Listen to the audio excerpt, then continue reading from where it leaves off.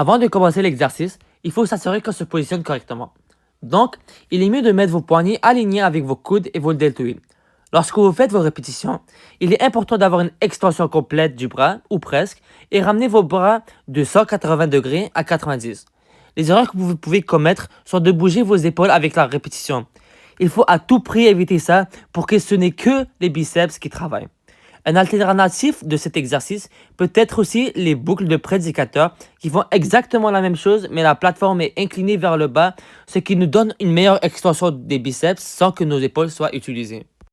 Tout d'abord, il faut ajuster le support de jambes pour que ça soit bien serré au point où vous ne pouvez à peine bouger, pour que votre forme soit bonne. Par la suite, lorsque vous ramenez la barre vers le bas, il faut relever votre poitrine et même si beaucoup insistent sur le fait que la barre doit toucher votre poitrine, ce n'est pas vraiment obligatoire. Essayez plus à penser de refermer vos aisselles. Puis, lorsque vous allez remonter la barre, essayez d'avoir une bonne extension de vos muscles. Pour bien faire cet exercice, essayez d'être le plus stable possible pour que vos bras soient le seul qui travaille.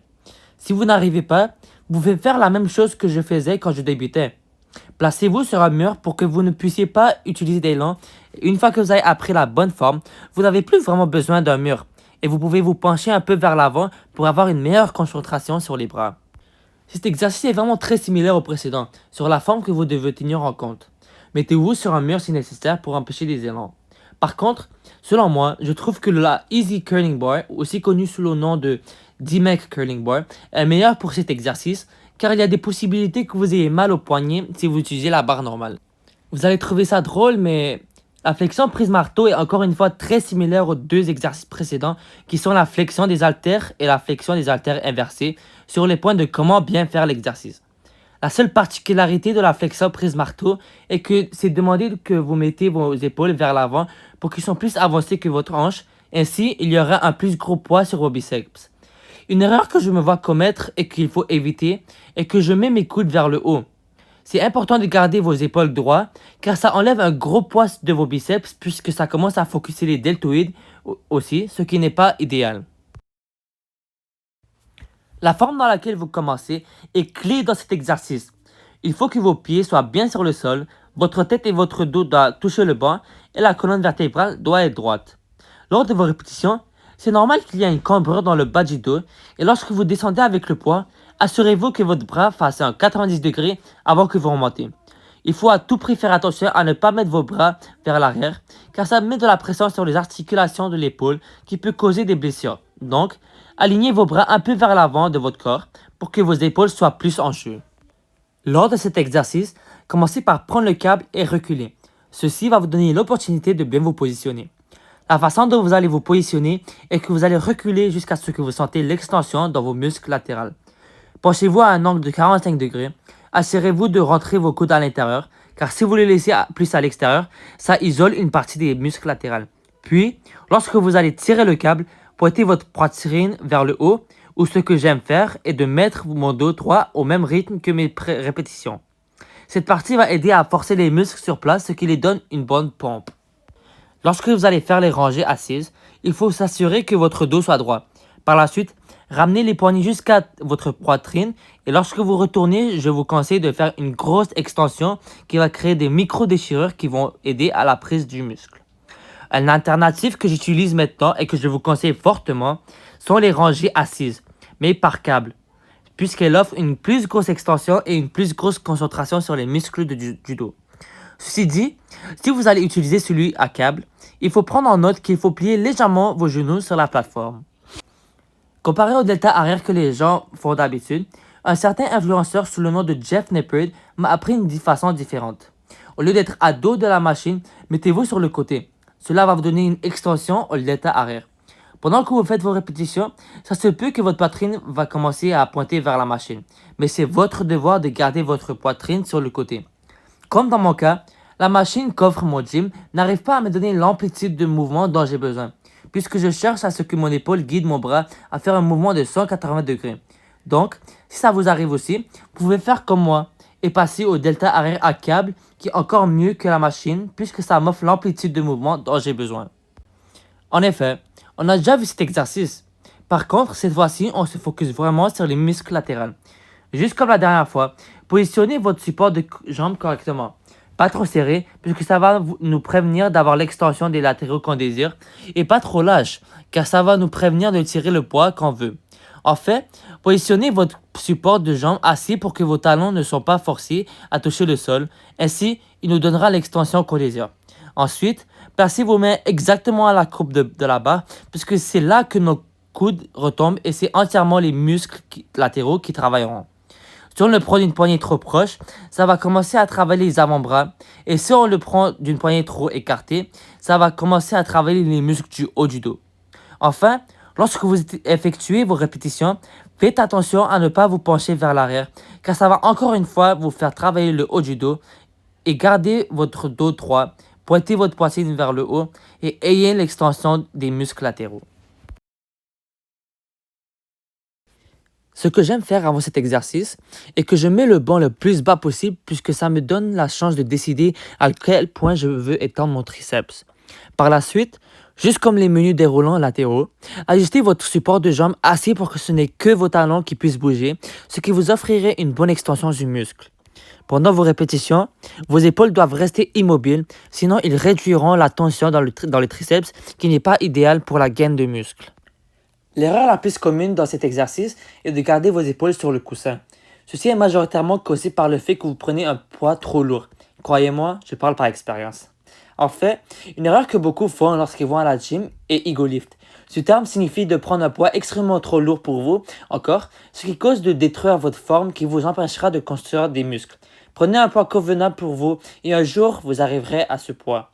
Ceci dit, la première chose à faire lorsque vous faites les extensions des triceps est de mettre vos paumes au bout des poignets. Gardez vos épaules sur le coussin et lors de vos répétitions, essayez d'aller le plus loin possible pour avoir cette extension. Vous pouvez voir que je ne suis pas complètement assis sur la chaise. C'est en raison que mon coussin est plat et non incliné, ce qui me prévient d'avoir l'amplitude du mouvement complet. Donc, si c'est pareil pour vous, n'hésitez pas de faire la même chose. Juste comme la presse à triceps, la première chose à faire lorsque vous vous apprêtez à faire la poussée pectorale est de bien positionner votre chaise. Ce que je fais est tout simplement mettre mon banc le plus haut possible. Bien sûr, on n'a pas tous la même taille, donc essayez de mettre votre banc dans une position où vos mains sont alignées avec le milieu de votre poitrine. Ce que j'aime faire est de mettre mes poignets à la première position, ce qui me permet de décider le niveau de mon extension, puisque c'est le plus en arrière possible, et assurez-vous de revenir lentement à chacune de vos répétitions. Une fois arrivé à cet exercice, vous devez tenir en compte la position dans laquelle vous allez être, puisqu'elle peut être fatale. Si vous mettez vos bras trop vers l'avant, ça va causer à ce que vous sentez que le poids vous soulève, et si vos bras sont trop près, vous allez avoir l'impression que le câble vous tire vers lui. Un 2 pas est idéal pour vous assurer que le câble soit le plus vertical possible. Pendant vos répétitions, assurez-vous que lorsque vous redescendez avec le poids, que vos épaules fassent une extension complète, puisque le travail des triceps est d'étendre les coudes. Donc, si pendant les répétitions, vos épaules ne sont pas étendues au maximum, ça veut dire que vos triceps ne sont pas complètement contractés. Vous pouvez voir que lorsque je faisais mes répétitions, mes épaules bougent.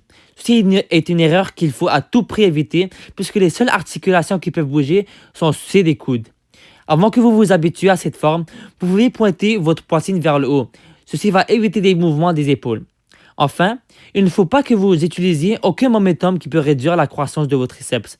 Concentrez-vous sur le fait que c'est l'air des triceps qui bouge, ce qui vous permettra d'avoir cette flexion en bas et avoir cette extension en haut. Pour cet exercice, je me suis fortement inspiré de notre influenceur qui s'appelle Ben Pruitt.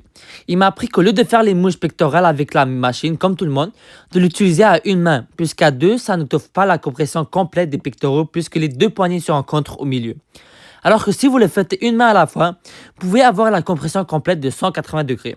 Par contre, la machine qu'offre mon gym s'arrête à mi-point, ce qui n'est pas idéal pour la compression que je désire.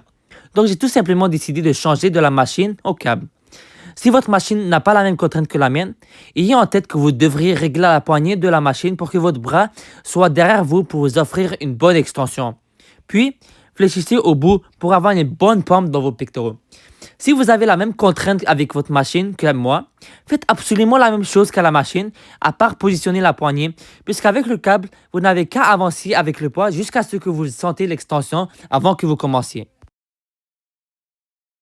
Lorsque vous vous asseyez dans le siège, la position dans laquelle vous mettez vos pieds dépendra de la partie de la jambe sur laquelle vous allez vous concentrer. Si vous mettez vos pieds trop écartés, vous allez vous concentrer plus sur les tendons. Alors que si vous plantez vos pieds trop haut sur la plateforme, vous allez vous concentrer sur les fessiers. Bien évidemment, cette machine est principalement conçue pour les quadrilatères. Donc, mettez vos pieds le plus bas possible et écartez-les à la largeur de vos épaules pour avoir la forme idéale. Pendant les répétitions, essayez de garder votre orteil pointé vers le haut, sans oublier de garder la tension dans le quadriceps lors du mouvement vers le bas et exposer vers le haut. Ça se peut que vous commenciez à vous lever du siège pendant que vous faites cet exercice. Donc, vous n'avez qu'à saisir d'ornement les poignets et tirer vers le haut pour rester sur place. Cet exercice peut avoir l'air facile, mais il faut quand même bien le faire. Sur ce, mettez vos orteils sur le bord de la plateforme pour pouvoir avoir toute l'amplitude de mouvement. Et il faut faire très attention à garder vos pieds droits, car s'ils sont croches après l'exercice, vous allez commencer à sentir de la douleur dans la cheville. Enfin, quand vous faites vos répétitions, essayez de mettre tout votre poids sur vos orteils et essayez d'aller le plus haut possible et arriver en haut, essayez de forcer le plus possible. Avant de commencer cet exercice, il faut ajuster votre siège et les coussins qui vont vous tenir en place. Serrez le coussin qui retient vos jambes pour vous faire rester sur place, ce qui va donner toute la force pour tirer le poids. Ajustez les coussins des chevilles assez pour que vos pieds peuvent pendre et ajustez le soutien dos à la position où vos genoux sont alignés avec la poulie. Lorsque vous faites vos flexions des jambes, essayez de garder vos orteils pointés vers le haut. Pendant vos répétitions, essayez de penser de ramener vos talons à vos fesses, puis tenez cette position tout en forçant. Cela va vous faire pousser le plus fort possible. Quand vous revenez, essayez d'avoir l'extension complète des tendons et juste comme à la presse à jambes, essayez de tenir les poignets le plus fort possible afin que vous puissiez vous tenir ferme. Pour ce dernier exercice, positionnez le dos du siège afin que l'articulation de vos genoux soit au bout. Et comme les flexions des jambes, positionnez les coussins des chevilles pas trop haut comme sur les tibias et pas trop bas comme sur les lacets de vos souliers. Sur les chevilles serait parfait. Pointez vos orteils vers le haut, encore une fois. Gardez votre dos droit sur le repose-dos et tenez-vous stable sur le siège en vous tenant au poignet.